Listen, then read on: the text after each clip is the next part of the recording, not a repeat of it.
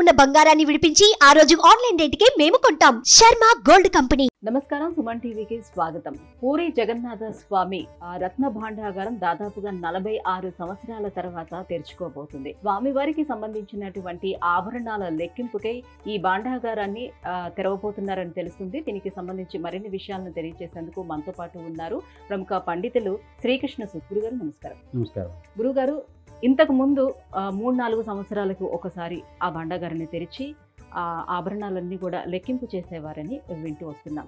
అయితే దాదాపుగా 1978 నుంచి 46 సంవత్సరాల నుంచి అసలు ఆ భాండాగారాన్ని తెరవలేదు, ఆభరణాలను లెక్కించలేదని కూడా చెప్తున్నారు. ఎందుకని?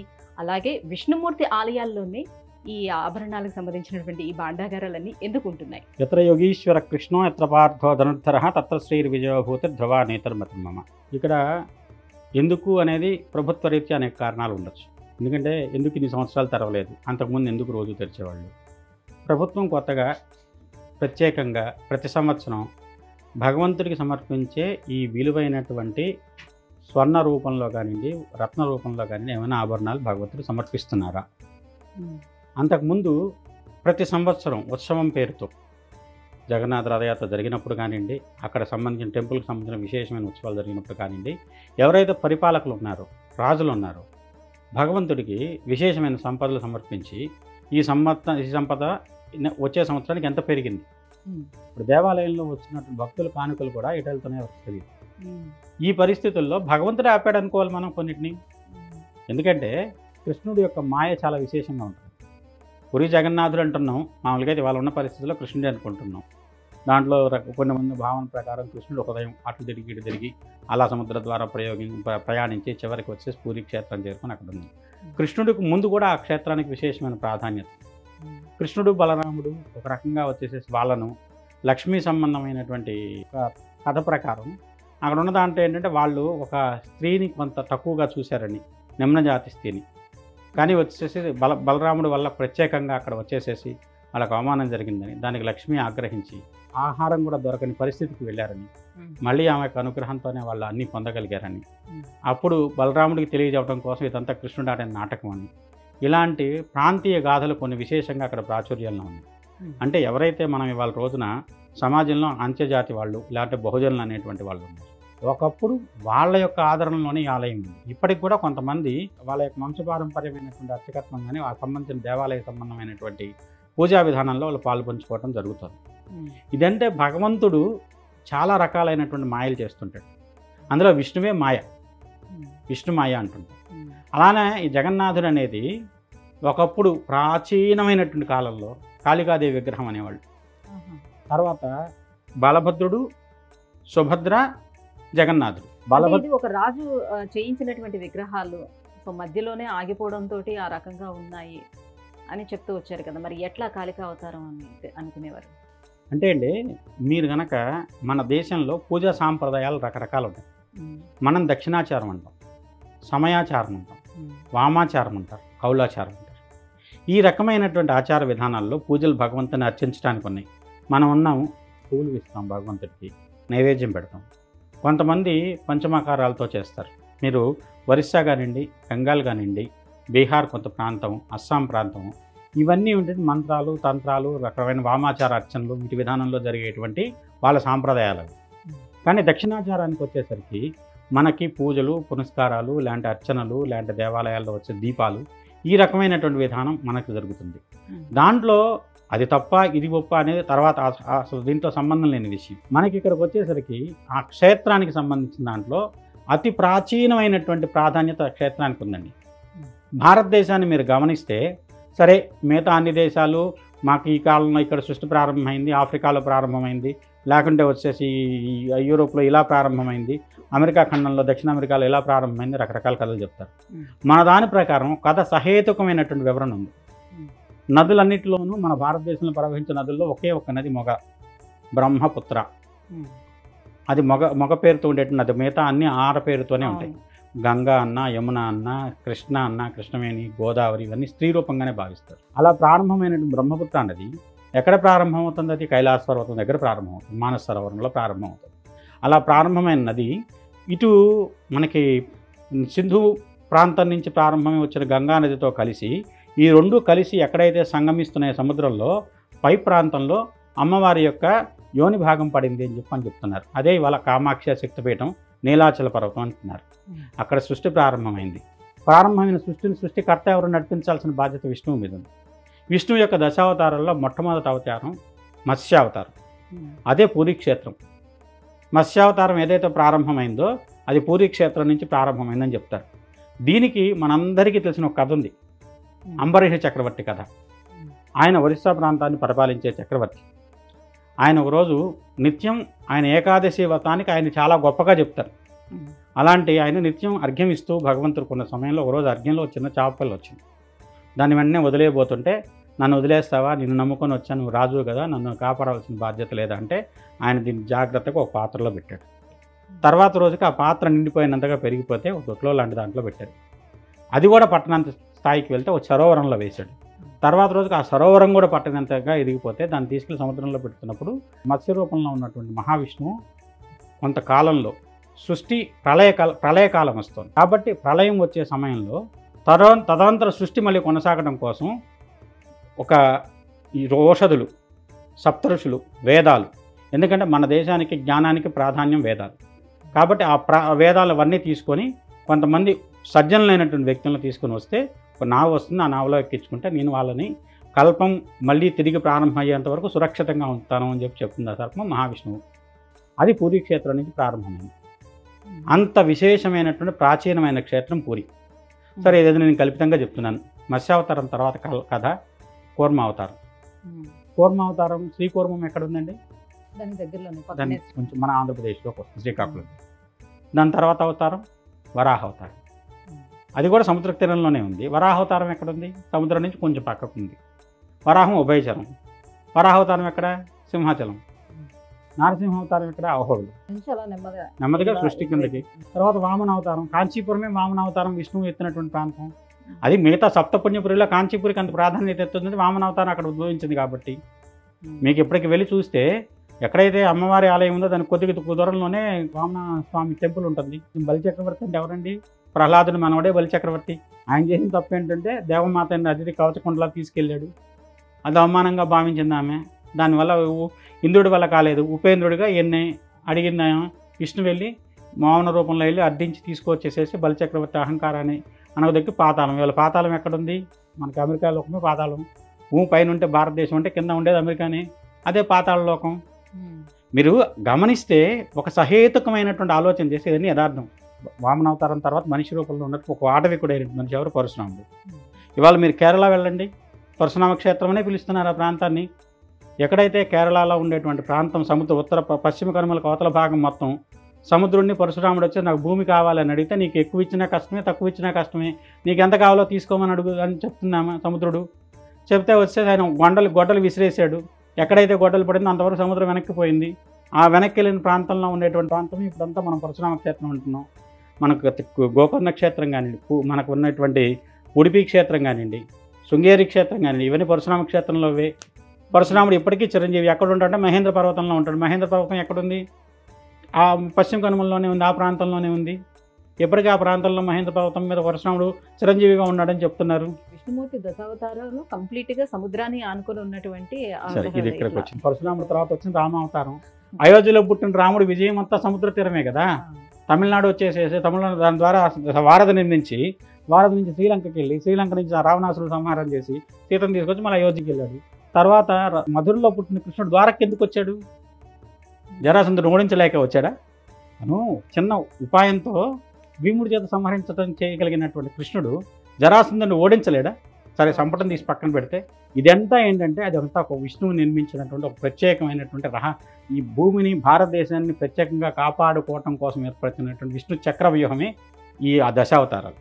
ఆ చక్రవ్యూహంలో భాగంగానే ఒక్కొక్క అవతారం భారతదేశాన్ని చుట్టూ. తర్వాత కలికి అవతారం ఎక్కడి నుంచి వస్తుంది? శంబలం నుంచి వస్తుందంట. మధ్యలో ఉన్నటువంటి బౌద్ధావతారం ఎక్కడ వచ్చింది? మనకి వాళ్ళ నేపాల్లో ఉన్నటువంటి లుంబినిలో బౌద్ధావతారం ఆవిర్భవించింది. శంబల ఎక్కడ ఉంది? భారతదేశానికి చివరిగా ఉండేటువంటి నేపాల్ దాటిన తర్వాత చైనా ఇండో చైనా బోర్డర్లో వచ్చేసేసి శంబలా నగరం వచ్చేసేసి హిమాలయాలో కైలాస పర్వతం యొక్క దగ్గర రహస్యంగా ఉంటుందంటారు. కైలాస పర్వతం దగ్గర నుంచి మనకి ఎన్నో నేను వెళ్ళి చూశాను. నాకు తెలుసు. ఎన్నరకోరాకి వెళ్ళి పరిక్రమకి వెళ్తే నాకు దారి కనబడుతుంది. కిందకి వెళ్తానికి భయం వేసింది. పడిపోతానేమో అక్కడికి వెళ్తే అని చెప్పి మాలో వెళ్ళినాడు, ఒక చనిపోయాడు. మాతో వచ్చిన షేర్పాలందరూ వచ్చేసి కాదు వెళ్ళిపోవాలని బలవంతంగా తీసుకొచ్చారు. నంది పరిక్రమ ఇన్నర్ కోరాకి వెళ్తే గణపతి పర్వతం పక్క నుంచి ఒక కిందకు దారి ఉంది. అది ఎట్లతో నాకు తెలియదు, కానీ కనపడుతుంది నాకు. ఇవన్నీ ఏంటంటే చెబితే ఏవో పొగిడి పురాణాలు చెబుతున్నారంటారు, కానీ సహేతుకమైన ఆలోచన చేయాలి. దీంట్లో ఏంటంటే మనకి వడ్డీయాన పీఠం అంటున్నారు అమ్మవారు. వడ్డానం ఏది? ఇప్పుడు మనకి ఏదైతే ఒరిస్సా గిరిజాదేవి ఏదైతే ఉందో, బిరజాదేవి అంటున్నారు, గిరిజాదేవి అంటున్నారు. ఓఢ్యానే గిరిజాదేవి. ఇక్కడ ఉన్నటువంటి వడ్డానం ఏదైతే ఉందో అది ఒరిస్సా ప్రాంతం.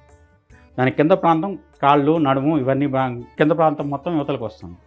నడుము ఏదైతే అవుతుంది దాని పై భాగం మొత్తం వచ్చేసి మనకి మిగతా శక్తిపీఠాలు మొత్తం ఒకటి మన అష్టాదశ శక్తిపీఠాలు చెబుతున్నాం. కొన్ని ప్రాంతాల్లో వచ్చేసి 51 శక్తిపీఠాలు చెబుతున్నాం, కొన్ని ప్రాంతాల్లో 120 శక్తిపీఠాలు, 160 శక్తిపీఠాలు, ఇలా రకరకాలైనటువంటి లెక్కలు ఉన్నాయి.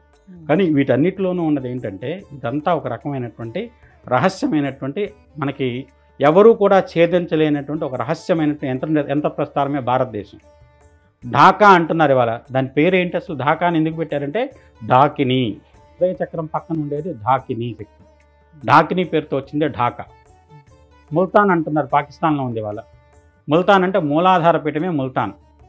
ఇప్పుడు అక్కడ మట్టి తీసుకొచ్చి అందరం పూసుకొని వచ్చేసి మంచి బ్యూటీ కోసం వాడుతున్నారు, ముల్తానీ మిట్టి అని మీరు వాడుతున్నారు. మూలాధార పీఠం ఏదైతే ఉందో అదే ముల్తాన్. అక్కడి నుంచి ఇదే ఉన్నది, పాకిస్తాన్లో ఉంది ఇప్పుడు అది. హింగులాదేవి అని చెప్పి మన రీసెంట్గా పాకిస్తాన్లో కూల్చేసిన టెంపుల్ ఉంది. అంటే ఇప్పుడు మత్స్యావతారం తర్వాత పూరి జగన్నాథ స్వామి టెంపుల్ వచ్చిందని అంటున్నారు కదా, మరి అప్పుడు మరి శ్రీకృష్ణుడు, బలరాముడు, సుభద్ర ఎలా వచ్చింది ఆ విగ్రహం? జగన్నాథుడు అన్నది అందుకోసమేనండి. కృష్ణుడు టెంపుల్ అనలేదు మీకు అక్కడ. పూరిలో కృష్ణుడు టెంపుల్ కాదు, జగన్నాథుడు టెంపుల్. అంటే కృష్ణావతారం తర్వాత కృష్ణుడిలో హృదయం ఏదైతే ఉందో మళ్ళీ జగన్నాథుడికే చేరింది. అంటే ఎక్కడ ఉండాలో అక్కడికి చేరింది అది. మామూలుగా కృష్ణుడు వచ్చేసేసి విష్ణువు యొక్క అంశతో పుట్టిన అవతారం ముగించిన తర్వాత ఎక్కడికి వెళ్తాడు? తన మూలస్థానం ఎక్కడుందో అక్కడికి వెళ్ళాలి. పూరి ఆయనకు జగన్నాథుడు హృదయంలో ఉండాలి, కృష్ణుడు హృదయంలో ఉండాలి, జగన్నాథుడు హృదయం. మళ్ళీ అయితే కృష్ణుడిని వీడిపోయి జగన్నాథుడి దగ్గరికే చేరి ఆ హృదయంలో చేరింది. జగన్నాథుడు హృదయం అవతారం తర్వాత స్టార్ట్ అయిందంటారా? జగన్నాథ్ ఇప్పుడున్న విగ్రహ రూపంలో ఉన్నటువంటి అర్చన. ఎందుకంటే దానికి అతి ప్రాచీనమైన కథ ఉందండి. ఇందాక చెప్పాను కాళికాదేవి అని. ఏదైతే కృష్ణుడి విగ్రహం ఉందో అది కాళీ స్వరూపం. మేము తంత్ర సాధన చేసేటప్పుడు కాళీకి ఎవరిని చూపెడతాం అంటే కృష్ణుడినే ప్రామాణికంగా చూపెడతాం. శ్యామ ఏదైతే ఉందో శక్తి అది కృష్ణుడే. లలితా పరమేశ్వరి ఏదైతే ఉందో అదే రాముడు. లలితా పరమేశ్వరి ఏదైతే ఉందో పరిపాలన చేసేది రాముడు. ఎందుకని వాళ్ళకి వసంత నవరాత్రులు చేస్తూ రాముడికి పట్టాభిషేకం చేస్తాం నవరాత్రులు అయిపోయినబట్టే. కృష్ణుడు ఏదైతే శ్యామాదేవి మంత్రాంగం ఎవరైతే శ్యామాదేవి చేస్తుందో ఆయనే కృష్ణుడు, ఆయనే మంత్రి. ఆయన యుద్ధం చేయలేదు. కృష్ణుల్లో కూడా రాధ ఎవరో కాదు, మాతే శక్తి మాతేనా అంటారు. రాధ ఎవరు? రాధ అంటే ఏంటి? ధార అంటే పైనుంచి కిందకు పడుతుంది. ధార అంటే రాధ అంటే కింద నుంచి పైకి వెళ్ళేది. అంటే కొద్ది కొండల్ని మీలో ఉన్నటువంటి కొండల్ని చైతన్యమే రాధాదేవి. ఆమె ఎక్కడో లేదు, కృష్ణుల్లోనే ఉంది అంతర్లీనంగా. ఎప్పుడైనా సరే మనుషుల్లో ఇప్పుడు మీకు హార్మోన్లు 2 రకాలుగా ఉంటాయండి, టెస్టోస్టెరాన్, ఈస్ట్రోజన్. టెస్టోస్టెరాన్ ఎక్కువ ఉంటే ఆడవాళ్ళు కూడా మగవాళ్ళగా ప్రవర్తిస్తారు. ఈస్ట్రోజన్ ఎక్కువ ఉంటే మగవాళ్ళు కూడా ఆడవాళ్ళగా ఫెమినైన్ క్వాలిటీస్లో ఉంటారు. ఉండట్లేదా? అంత భగవంతుడిగా సాధ్యపడదా? మన ఎవరో ఒక ఆయన అన్నాడు, అసలు ఎట్లా సాధ్యపడింది, విష్ణుమూర్తి శివుడు ఎట్ట కలిశాడు, వాళ్ళకి పుట్టిన అయ్యప్ప ఎట్లయ్యాడని చెప్పేసి. అసలు ఎంత దాకెళ్తున్నారు. ఈస్ట్రోజన్ హార్మోన్స్ చేసే పని అది.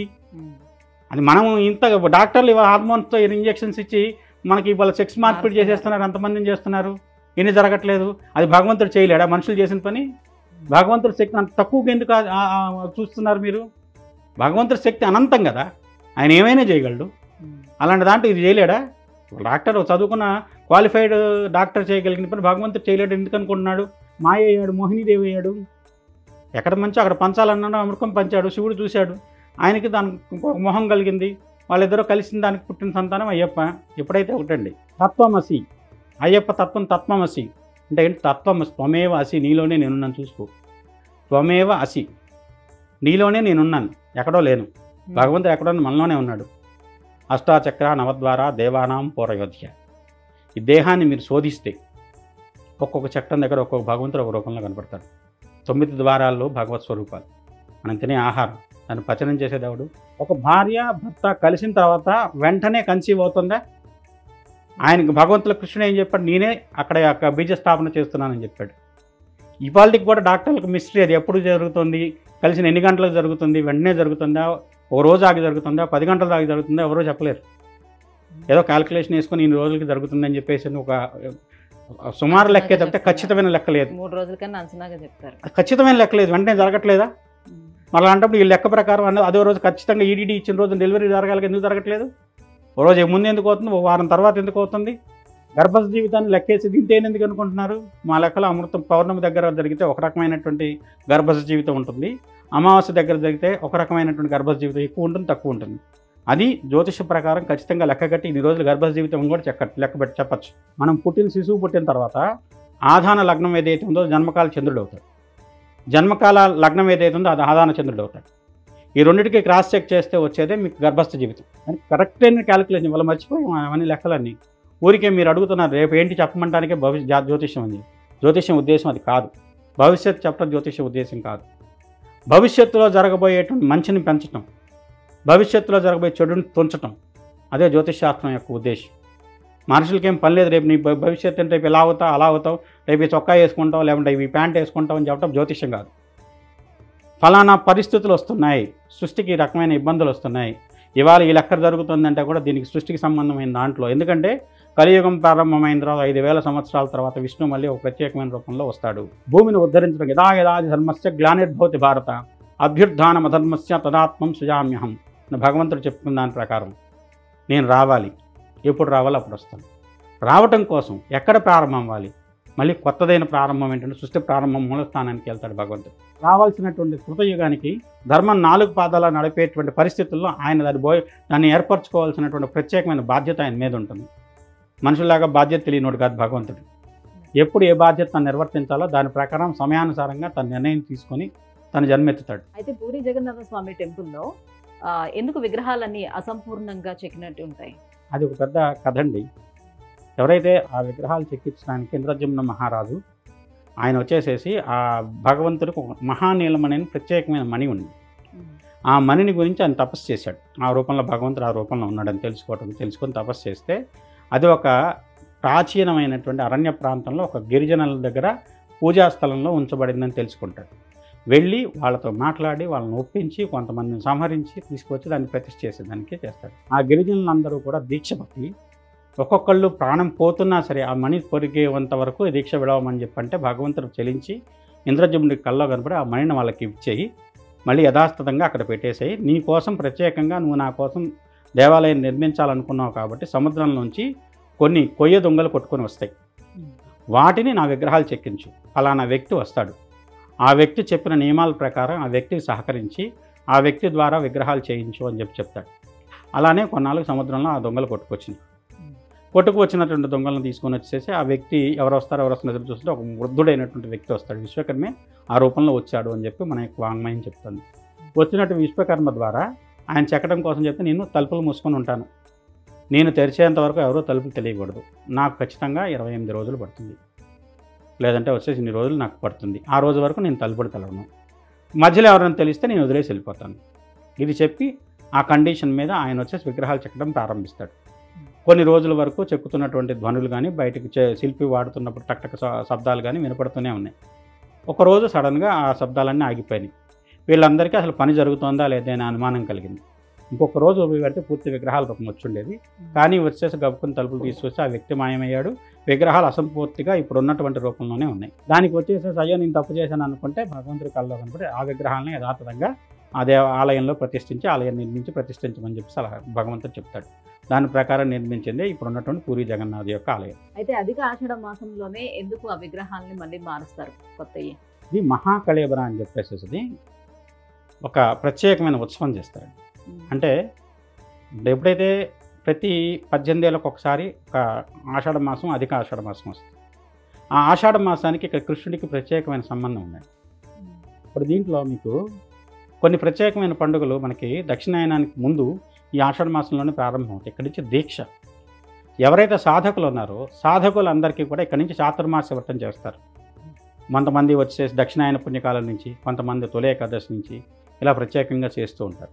అలాంటి సందర్భంలో వాళ్ళలో ఉన్నటువంటి ఒక రకమైనటువంటి భక్తి చైతన్యము లాంటి చైతన్య జ్యోతి ఏదైతే ఉందో దానికి ఒక రకమైనటువంటి చలనం కలగాలనే ఉద్దేశంతో సాక్షాత్తు జగన్నాథుడే బయటకు వచ్చి ఆ రథచక్రాల మీద బయటకు ఊరేగుతారు. ఊరేగింపు కూడా ఉద్దేశం అది. అలా తీసుకొచ్చినటువంటి విగ్రహాలను తీసుకొచ్చి మళ్ళీ చెక్కి దాంట్లో ఉండేటువంటి ఆ విగ్రహాల్లో ఏదైతే జగన్నాథుడి విగ్రహంలో ఉందో అది శ్రీకృష్ణుడి యొక్క హృదయం అని చెప్తారు. అదేంటంటే లోపల మనం చేతికి చాలా వేడిగా ఉంటుంది, దాన్ని గుడ్డ చుట్టుకొని చాలా జాగ్రత్తగా మళ్ళీ అతి తక్కువ సమయం చేతిలో ఉంచుకొని దాంట్లో అన్ని కళ్ళకు గంతలు కట్టుకొని జాగ్రత్తగా పెడతారు ఎవరైతే ఉన్నారో ఆ అర్చకులు కానీ వాళ్ళు కానీ. అతి జాగ్రత్తగా ఉండకపోతే చాలా ప్రమాదం జరుగుతుంది. అదేంటంటే లోపల విగ్రహాన్ని దహించేస్తుంటాం, నల్లగా కమిలిపోతుందట ఆ విగ్రహం. దానికి మళ్ళీ ఏంటంటే జీవకళ రావడం కోసం దీన్ని మళ్ళీ దాంట్లో ప్రవేశపెట్టుకుని కొత్త విగ్రహాలు చేయించి దాంట్లో ప్రవేశపెడతారు.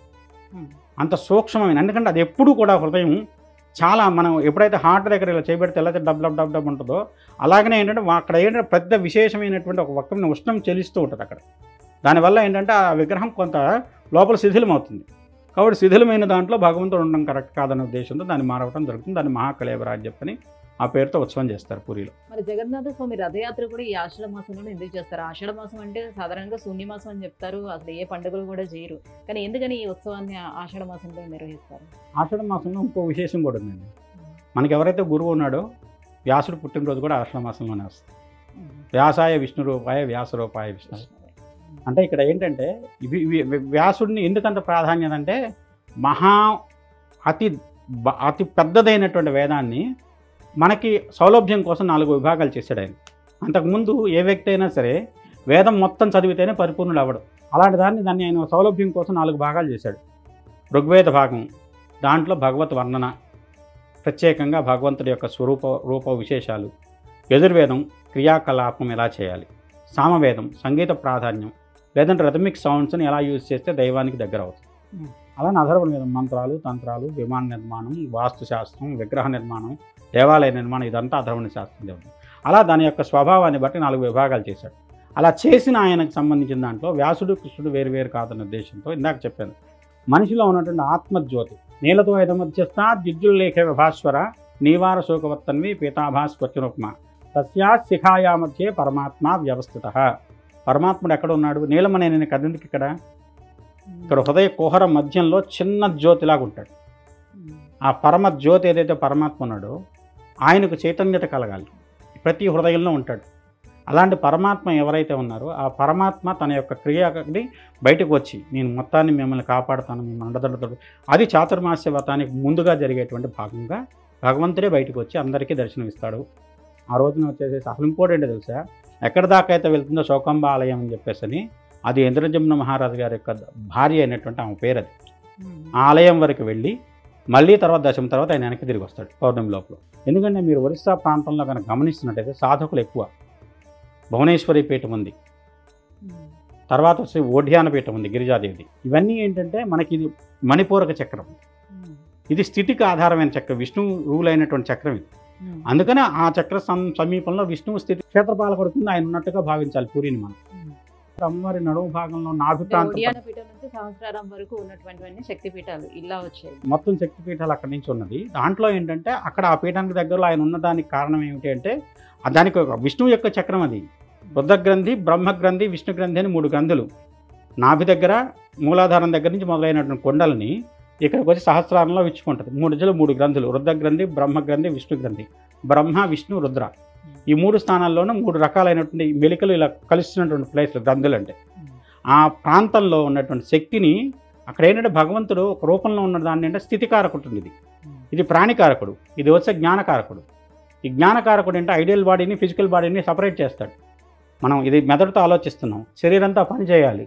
ఈ చక్రం జంక్షన్, ఈ జంక్షన్ నుంచి మనం పని చేసేది ఆలోచించింది చేయగలుగుతున్నామా లేదా, చేయకపోతే ఒక రకమైనటువంటి డిస్టర్బెన్స్, ఒక అనీజీనెస్ మనం ఫేస్ చేస్తాం. అది తలనొప్పి రూపంలో రావచ్చు, మైగ్రేన్ రూపంలో రావచ్చు, రకరకాలుగా రావచ్చు. దాన్ని ఆ వచ్చేదాన్ని శరీరంలో ఉండేటువంటి ఈ రకమైన ఇన్బ్యాలెన్స్ని కరెక్ట్ చేయడం కోసం భగవంతుడు నేను ఈ క్షేత్రంలో ఈ రూపంలో ఉన్నాను. మనం ఇక్కడ చూడలేము, అక్కడికి వెళ్ళి చూస్తే ఇక్కడ ఉన్నటువంటి విష్ణువుని చూసిన ఫలితం కలుగుతుంది. ఆ క్షేత్రం దానికి మనకు ఒక రకమైనటువంటి భావ చైతన్యత కలుగుతుంది. తద్వారా వచ్చేసి విష్ణువుని సాక్షాత్కారం చేసుకోవచ్చు. గురుగారు, అయితే అనంత పద్మనాభ స్వామి ఈ టెంపుల్లో కూడా ఈ రత్న భాండాగారాన్ని ఏదైతే తెరిచారో ఆ తెరిచే సమయంలో చాలా మంది కూడా తెరిచిన వాళ్ళు అస్వస్థతకు గురయ్యి కొంతమంది చనిపోవడం కూడా జరిగింది కదా. సో మరి ఇప్పుడు ఈ పూరి జగన్నాథ స్వామి టెంపుల్లో కూడా ఇట్లా ఈ భాండాగారాన్ని తెరిస్తే అటువంటి సంఘటనలు జరిగే అవకాశం ఉంటుందా? ఎందుకని ఈ రత్న భాండాగారాలకి నాగబంధనం వేస్తారు? నాగుపాముకి ఈ బంగారానికి ఉన్నటువంటి సంబంధం ఏంటి? మన ధర్మం ప్రకారం పాతాళంలో నిధులు ఉంటాయి, నిధులకు కాపలాగా సర్పాలకు ఆధిపత్యం ఇవ్వబడింది. మామూలుగా కూడా ఏ నిధి అయినా సరే భూమిలో ఒక నిక్షిప్తమైన నిధిని పద్మనిధి, మహాపద్మనిధి ఇలా రకరకాల పేర్లు ఉంటాయి. ఆ పేర్లతో ఉన్న నిధులకు ఒక్కొక్క జాతి సర్పం కాపలా ఉంటుంది. అది ఖచ్చితంగా ఉంటుంది. దాన్ని ఏంటంటే మనం చేసేటప్పుడు కూడా నాగబంధం ఉంటుంది, అష్టనాగబంధం ఉంటుంది, నవనాగబంధం ఉంటుంది. దాని ప్రత్యేకమైన మంత్రాలు ఉంటాయి. అచలం చలమాక్రమ్యాక్రమ్య మహావజ్రకవచాస్త్రై రాజచోర సర్ప సింహ వ్యాఘ్రాగ్ని సర్వోపద్రవాన్ని నాశేనసి. ఇన్ని రకాలైనటువంటి ఉపద్రవాలు తర్వాత అటన్నిటిని నువ్వు అడ్డుకోవాలని చెప్పేసి బంధించేటప్పుడు విడదీసేటప్పుడు అదే మంత్రంతో మళ్ళీ రివర్స్లో విడదీసుకుంటూ వస్తాం. దానికి ఒక విధానం మందం వేయటానికి ఉంది, విడదీయటానికి ఉంది. అలానే దానికి ప్రత్యేకమైన నైవేద్యాలు ఉంటాయి. ఆ నైవేద్యం ఇస్తేనే ఆ బంధం విడిపోతుంది. ఇదన్నీ తంత్రశాస్త్ర రహస్యాలు. ఈ రహస్య మూలకంగా జరిగేటువంటి బంధాన్ని దేనికి, ఎందుకంటే ఎవరికి దక్కాలో వాళ్ళు దానికి చేరితే దాని సద్వినియోగం అవుతుంది. ఎవరో అనామకుడు వచ్చాడు, దోచుకొని వెళ్ళాడు, వాడి సంపదను దేనికి వాడతారు? విలాసాలకు, విందులకు, వ్యసనాలకు వాడతారు. అది సద్వినియోగం అయినట్టు కాదు. దైవం సంబంధించిన సొమ్ము దైవానికో లేకుంటే ఒక మనుష్య జాతికి ఉపయోగపడాలి, లేదంటే సృష్టికి ఉపయోగపడాలి. నా కన్స్ట్రక్టివ్ ఎనర్జీగా మారాలి. డిస్ట్రక్టివ్గాను లేదంటే ఒక రకమైనటువంటి వేస్ట్ఫుల్ ఎనర్జీగా అది కన్వర్ట్ అవ్వకూడదు. భగవంతుడి యొక్క ఉద్దేశం అందుకోసం ఏంటంటే దానికి కాపలాగా నిధులన్నిటికీ కూడా సర్పాలు, నాగులకు అధికారం. మీరు శివుడి దగ్గర ఉన్న శివనిధి అయినా కావచ్చు, లేదంటే విష్ణు సంబంధమైన నిధి అయినా కావచ్చు, దానికి కాపలాగా ఆ జాతి సర్పం ఉండి తీరుతుంది. గురుగారు, మరి నేను మొదట అడిగినట్టుగానే విష్ణు ఆలయాల్లోనే ఎందుకు మనకి రత్న భాండాగారాలు అనేవి దొరుకుతాయి? విష్ణు యొక్క భార్య ఎవరండి? లక్ష్మీదేవి. లక్ష్మీదేవి కదా ఐశ్వర్యం. మనకి ఐశ్వర్యం ఇచ్చిన ఆమె ఇవ్వాలి, విష్ణుమూర్తికైనా ఐశ్వర్యం ఆమె ఇవ్వాలి. లక్ష్మీదేవి వెళ్ళిపోయిన తర్వాత విష్ణుమూర్తి వెంకటేశ్వర స్వామి అయ్యాడు. ఇవాళకి అప్పుకు వడ్డీ కట్టుకుంటున్నాడు ఆయన. లక్ష్మీదేవి వదిలిన తర్వాత పెళ్లి చేసుకోవడానికి కుబేరుడి దగ్గర అప్పు చేసిన దానికి విష్ణుమూర్తి ఇవాళకి వెంకటేశ్వర రూపంలో వడ్డీ కాసులు మన అందరం చెల్లించిన దాన్ని తీసుకెళ్ళి ఆయన కుబేరుడికి వడ్డీ కడుతున్నాడు. అంటే లక్ష్మి లేకపోతే విష్ణువు అయినా సరే అప్పు చేయాల్సిందే, లేకుంటే ఆయన స్థితికి ఇబ్బంది పడాల్సిందే ఆర్థికంగా. మొదట్లో నేను కథ చెప్పాను. బలభద్రుడు అహంకరించి నేను రాజుని కాబట్టి నేను చెప్పినట్టు మీరు కూడా వినాల్సిందే, కృష్ణుణ్ణి అన్ను తర్వాత వచ్చేసి రుక్మిణిని ఇబ్బంది పెట్టిన దానికి, ఆ ఇబ్బంది పెట్టిన దానికి లక్ష్మీదేవి తెలిసి రావాలని చెప్పని వాళ్ళకి మెతుకు కూడా దొరకను. ఎందుకని ఇవాళ రోజున అక్కడ మహానైవేద్యం విశేషంగా 7 అంచుల వెంట దాని మీద వండుతారండి. పైన ఉన్నది మొట్టమొదటి ఉడుకుతుంది. కింద పెట్టిన పాత్ర కాకుండా 7వ అంతస్తులో ఉన్నటువంటి వంటకం ఏదైతే ఉందో తొడగా ఉడుకుతుంది. ఈ 365 రోజులు 24/7 వండుతూ జరుగుతుండే వంటశాలలో నిత్యం ఆహారం వితరణ జరుగుతూనే ఉంటుంది. భక్తులందరికీ దాన్ని ప్రసాదంగా పంచుతూనే ఉంటారు. అంటే అక్షయమైనటువంటి వంటశాల అది. అంత విశేషంగా అన్నదానం అక్కడ జరుగుతూ ఉంటుంది. ఇదంతా ఏంటంటే ఆ రోజున భగవంతుడు నిర్ణయించిన ప్రకారం జరుగుతుంది. ఎప్పటి నుంచి జరుగుతుంది అంటే మధ్యలో కొన్ని ఆటంకాలు వచ్చినాయి కానివ్వండి, కానీ అది కంటిన్యూస్గా ఇంద్రజిత్ మహారాజు తర్వాత గంగచోళ రాజులు దాన్ని మళ్ళీ టెంపుల్ డెవలప్మెంట్ చేశారు. తర్వాత వచ్చేసి వాళ్ళ వంశంలో 3వ 4వ రాజు అనే తప్పను మొత్తం ఇప్పుడున్న స్ట్రక్చర్ ఇచ్చాడు. 1170, 1180 ప్రాంతంలో జరిగినటువంటి కన్స్ట్రక్షన్ ఇప్పుడు. దాని తర్వాత గజపతుల చేతికి వచ్చింది. ఇవాళకి కూడా గజపతుల రాజపతినిధి ఎవరైతే ఉన్నా వాళ్ళు వెళ్ళి బంగారు చీకులతో రథయాత్రకు ముందు అదంతా ఊడ్చి రథాన్ని కస్తూరి పల్లాపు జల్లి పంపిస్తారు, రథాన్ని సాగదీస్తారు, మొదలు పెడతారు. అంత విశేషమైనటువంటి దాంట్లో ఇప్పటికీ కూడా ఆ సాంప్రదాయం అలా పరంపరగా కొనసాగుతూనే ఉంది. ఇదంతా భగవంతుడి యొక్క ఇప్పుడు కొన్ని సంవత్సరాల క్రితం జరిగిన వాటిని మనం మర్చిపోతున్నాం. కొన్ని వేల సంవత్సరాల నుంచి ఒక సాంప్రదాయము లేదంటే కొన్ని తరాలుగా నడుస్తుంది అంటే అది భగవంతుడి యొక్క ప్రమేయం లేకుండా ఎలా జరుగుతుంది? ఇన్ని వేల సంవత్సరాలు బట్టి. అందువల్ల ఏంటంటే లక్ష్మి ఆయన ధర్మపత్ని, ఆయనకి కావాల్సిన ఇప్పుడు బద్రీనాథ్ వెళ్ళండి, బద్రీ క్షేత్రంలో వంటశాల మొత్తం ఆ ఆధీనంలో ఉంటుందంటారు. ఇప్పుడు మీరు తిరుపతి వెళ్ళండి, ప్రత్యేకంగా వంటశాలలో వెళ్తే ఒకళ్ళు మాత్రం కూర్చోబెడతాను, కుమారుడికి ఆమె వండి పెడుతుందని చెప్పేసి. ఇవన్నీ ఏంటంటే ఒక్కొక్క ప్రాంతంలో ఒక్కొక్కళ్ళ ఆధీనంలో సంపదలు ఉన్నాయి. కేరళలో ఉన్న అనంతపద్మనాభ స్వామి ఆలయంలో కానీ, ఇక్కడ ఈ ఆలయంలో కానీ, కొల్హాపూర్లో ఉన్నటువంటి మహాలక్ష్మి ఆలయంలో కానివ్వండి. అలానే ఈశ్వర తత్వం ఏంటో తెలుసండి. ఈశ్వరుడి మీద మీరు నీళ్లు పోశారు, అభిషేకం చేసి నీళ్ళన్నీ ఉత్తరంగానే వెళ్తాయి. ఈశ్వరుడికి ఐశ్వర్య ప్రదాత, ఐశ్వర్యం ఇంకోళ్ళకి ఇస్తాడు. ఈశ్వరుడు అంటే ఎవరు అంటే స్త్రీ రూపంలో చూస్తే మహాలక్ష్మి. మహాలక్ష్మి అష్టోత్తరం శివశబ్దం ఉంటుంది. శివుడికి అభిషేకం చేసిన శ్రీ సూక్తంతో కూడా అభిషేకం చేయమని చెప్తాం. ఎందుకంటే ఐశ్వర్య ప్రదాత ఆయన. మహాలక్ష్మికి కూడా ఐశ్వర్య దేవతగా చేసిందే ఆయన. 1000 మామిడి పండ్లతో మహాలక్ష్మి శివుడు అర్చన చేస్తుంది. 2 మామిడి పండ్లను మాయం చేశాడు ఆయన శివుడు. చేస్తే 2 స్థానాలు కోసి శివుడికి మామిడి పండు కింద అర్పించింది ఆమె. పూజ పూర్తి అవ్వాల్సిందే అని చెప్పి మధ్యలో లేవడం ఇష్టం లేక 2 స్థానాలను కూడా కోసి ఆమెకి భగవంతుడికి అర్పణ చేసింది. అర్పణ చేసిన భక్తికి మెచ్చి ఆమె ఐశ్వర్యానికి అధిదేవతను చేశాడు. కుబేరుని సంపదలకు అధిపతులు చేసింది ఆయనే. అంటే ఇక్కడ ఏంటంటే శివుడే ఇస్తున్నాడు అందరికీ. లక్ష్మికి ఇచ్చినా కుబేరుడికి ఇచ్చినా. అందువల్ల ఆయన దగ్గర ఉంచుకోడు. ఆయన కావాల్సి వస్తే భిక్షమెత్తుకొని తిరుగుతాడు. ఆ స్థితిలో శివుడి తత్వం. విష్ణుతత్వం అలా కాదు. ఎవరిదైనా సరే ఈ సృష్టిని కట్టడం కాపాడాలి కాబట్టి నిధులు నిక్షేపాలు లాంటి ఇంకో అన్నీ కూడా సంపదలన్నీ తన చుట్టూనే ఉంచుకున్నాడు భగవంతుడు. ఎందుకంటే అవసరం వచ్చిన రోజు వాడాల్సిన బాధ్యత అయింది. ఎవరికి ఏది ఇవ్వాలో చూసి ఇవ్వాలి. చివరికి లయం చేసేటప్పుడు పరమేశ్వరుడు వాళ్ళ యొక్క అర్హతను బట్టి వాళ్ళకి మోక్షం ఇవ్వాలా లేదంటే మళ్ళీ జన్మ ఇవ్వాలనేది ఆయన నిర్ణయిస్తాడు. తత్వం ఏమిటంటే భగవత్ తత్వంలో ఇవి మూడు ఒకటే స్వరూపాలు. బ్రహ్మ విష్ణు రుద్రులు ఒకటే స్వరూపం. కానీ అంటే వాళ్ళ యొక్క వర్క్ను బట్టి వాళ్ళ డివిజన్ అయింది. భగవంతుడే చెప్పాడు, చాతుర్వర్ణం మయా సృష్టం గుణకర్మ విభాగచ బ్రాహ్మణోత్సవమాసీత్ బాహురాజన్యకృత ఊరు తద్వైశ్య పద్భ్యాముద్రోజాయత. అంటే ఈ యొక్క మనం చేసే వృత్తిని బట్టి భగవత్ నిర్ణయం ప్రకారం ఇలా జరిగింది. దాని తర్వాత సబ్ క్యాస్ట్లు వచ్చినాయి, ఇంకోటి అయింది. అది ఒక స్టేజ్లో ఆగున్నట్టయితే దాని ఎప్పుడు ఎవరికి ఇబ్బంది ఉండేది కాదు. అది ఒక రకమైన విశృంఖలత. ఎందుకంటే మనిషి తన ఆధీనంలో భగవంతుడినే మన రూపంలోకి మార్చేసిన వాళ్ళం మనం. భగవంతుడి నిర్ణయాన్ని మనం ఏమైనా ఒబే చేసి ఆపుతున్నామా? అందాకెందుకండి, భగవంతుడి నిర్ణయం ఇది అనుకున్నాను తెలిసింది కూడా. ఇవాళ ఎంతమంది దాన్ని ఖచ్చితంగా భగవంతుని కూడా మనం ఏదో తెలియకుండా రహస్యంగా చేయాలని ప్రయత్నం చేస్తున్నాం. ఆయన చూస్తూనే ఉంటాడని తెలిసినా కానీ ఆయన తెలియకుండా జరగాలని చెప్పి ఎన్నో తప్పులు చేస్తుంటాం మనం. దాంతో ఇవన్నీ జరిగే ఇన్ని మానవ మాయలు ఎన్ని ఉంటాయి. భగవత్మాయ దానికంటే పెద్దది కాబట్టి ఆయన చేయదలుచుకున్నప్పుడు చేయాల్సిన విధానాన్ని కొంతవరకు ఉపేక్షిస్తాడు. ఎందుకంటే తప్పు చేసిన వాళ్ళ శిక్షిస్తే కలియుగంలో ఎవరూ మిగలం. యుగధర్మం ప్రకారం అందరూ తప్పు చేసిన వాళ్ళమే కాబట్టి దాని ప్రకారం ఆయన ఉపేక్ష ఉన్నంత వరకు మనం అందరం క్షమించబడతాం. ఉపేక్ష ఎప్పుడైతే ఇంకా శృతి మించిపోయింది అన్నప్పుడు ఆయన తన యొక్క చర్య ప్రారంభిస్తాడు. అప్పుడు తెలుస్తుంది మనకి, ఓహో ఇది తప్పు కాబట్టి ఇలా జరిగిందండి. తెలుసుకునేసరికి కాలాతీతం అయిపోతుంది. గురుగారు, పూరి జగన్నాథ స్వామి ఆలయంలో ఉన్నటువంటి రత్న భాండాగారాన్ని గతంలోనే అసలు లెక్కించేందుకు 70 రోజుల సమయం పట్టేదంట. మరి ఇప్పుడు ఎంతవరకు పట్టే అవకాశం ఉంటుంది? ఎన్ని రోజులు పట్టే అవకాశం ఉంటుంది? ఎన్ని రోజులు పడుతుందో కానీ అనంత నిధి అని చెప్పచ్చు. ఎన్ని రోజులు పడుతుందో కానీ అనంత నిధి అని చెప్పచ్చు. నిధికి ఇన్ని కోట్ల వరకు ఒకదానికి ప్రమాణం. పద్మము, మహాపద్మము, అనంతము, అక్షయము, ఇలా నిధికి ఉన్న పేర్లండి. మనకు మామూలుగా కొంతమందికి భూమిని తవ్వుతుంటే ఒక పెద్ద కొండో లాంటి లంకి బిందులు అంటారు చూసారు, అవన్నీ చిన్నది. ఈ నిధులు ఇప్పుడు మీరు మొన్నటిదాకా కొన్ని సంవత్సరాల క్రితం వరకు తిరుపతి వెంకటేశ్వర స్వామి కోటీశ్వరుడు అందరికంటే రిచెస్ట్ గాడ్ అన్నారు. ఇప్పుడు ఆయన ప్లేస్ని అనంత పద్మనాభ స్వామి నేనే అందరికీ వెంకటేశ్వర స్వామి కంటే కోటీశ్వరుడు అన్నాడు. ఆయన విష్ణు ఈయన విష్ణువే, ఆ తర్వాత విషయం అది. కానీ మనకు పేరు తిరుపతి, అది త్రివేంద్రం. ఇప్పుడు పూరి జగన్నాథుడు వచ్చి వాళ్ళిద్దరికంటే నేనే కోటీశ్వరుడు అన్న ఆశ్చర్యం లేదు. అంతకంటే విలువైన సంపదే ఉండొచ్చు. ఎందుకంటే ఈ రెండింటికంటే ప్రాచీనమైన ఆలయం అది. పూరిది ఈ యుగానికి సంబంధించింది కాదు, మన యొక్క పురాణ ఇతిహాసాల ప్రకారం కృతయుగం లాంటిదే ఉన్నటువంటిది. అక్కడి నుంచి ఆరాధన ఉంది దానికి.